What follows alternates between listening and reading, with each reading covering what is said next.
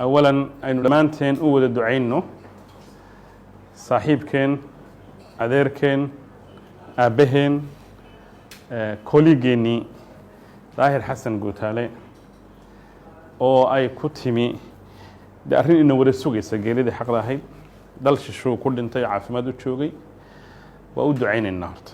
daahir wuxuu ku dhashay cadaado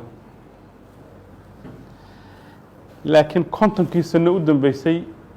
halkana fadhiisin u ahayd dowladnimada oo uu doorar kala duwan ka soo shaqeynay horta ma uu ahayn inaan la soo shaqeeyay saaxiib buu yahay والدنا وياه wiilkiisana saaxiibo khaasaan nahay waxaan ku xasuustaa taariikhdiisii iyo taytaladu soo hayay waa laga warramay maxaynu ku xasuusanaa isweydiin mudan Soomaalida waxay tiraahdaa ama waa la maqan yahay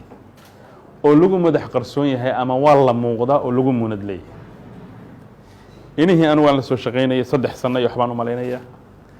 nimay dan iyo duruuf ku khasbaysay inuu sii shaqeeyo horta maahay isaga iyo ragganiba waxa gubaysay oo mar walba maskaxdiisa iimaankiisa ku jirtay sidee dhalinyarada shaqo loogu abuuraa oo daahir wuxuu ahaa nin xaq ku adag aan ka baydbaydin sida la xusay wuxuu ahaa nin hadal cad oo haddana afgaaban nin mar walba dhool cadeeya haddana serious man aqoonyahan buu ahaa reportyada wasaaradana ay diyaarisay 84 ee World Bank kan iyo IMF kan hadda aynu mataqaana la dhacsanahay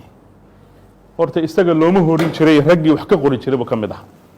doorka uu ku lahaa wasaaradan waxa ka weyneed sida uu deegaanka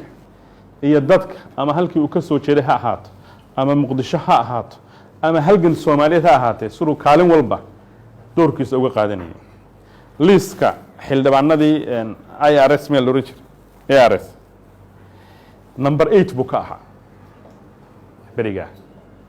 agaasin aanu ka soo qaban wasaaradda ma jirin shaqooyinka uu intii aan joogay soo qabtay sharciga shaqaalaha rayidka labada nin Yusuf iyo Allah yarxamay Daahir Xasan Guutaale ayaa anigu ilaa nin shaqaale rayid hore u soo arkay ma ahayne ii soo fadhiisiyay oo igu yiri intaasay lahayd iyo B iyo C hadda soo ma maqashaan eedu inay 12 u baxdo iyaga ii sheegay oo kala baxdo waxa inay cilmi ku dhisan tahay lojaangooyay buu baray sida shaqaalaha guud ee dalka xirfadaha ay u baahan yihiin iyo shaqooyinka wasaaradaha ka socda iyo shaqooyinka kambaniyada ka socda la isu waafajiyo waxaan la yiraahdaa labor planning ayuu baray oo ii indhafuray maalin aan u safray baan xasuusta Geneva oo aan ka qayb galayay international level organization wax la yiraahdo ururweynaha shaqaalaha adduunka labadaas nin waxay ii sii diibeen library-yada meesha ku yaala waxyaabaha aan ka soo baaray waan xasuustaa indhaha ii furan anigu aqoon hore waan lahaa laakiin waxaan iyaga iga xeel dheera ILO-da waxaan maqluun bay ahaan jirtay markii aan meesha tagay iyadoo maxkamadii sugaysan tagayo dardaarankiisun baan horta wax sahaysatay iyaga intii dambana de shaqooyinka uu sii waday isaga ugu horimin jiray marka uu dambeysana isaga bixi jiray kamaal iyo qoyska ilaahay waxaan u leenahay samri iimaan idinkana idinka siiyo annagana hanaga siiyo nin muuqday oo kaalin qaada oo magaci imaam iska tagay buu ahaa haddana waxa uu kaliyo inooga baahan yahay waa inaynu u ducayno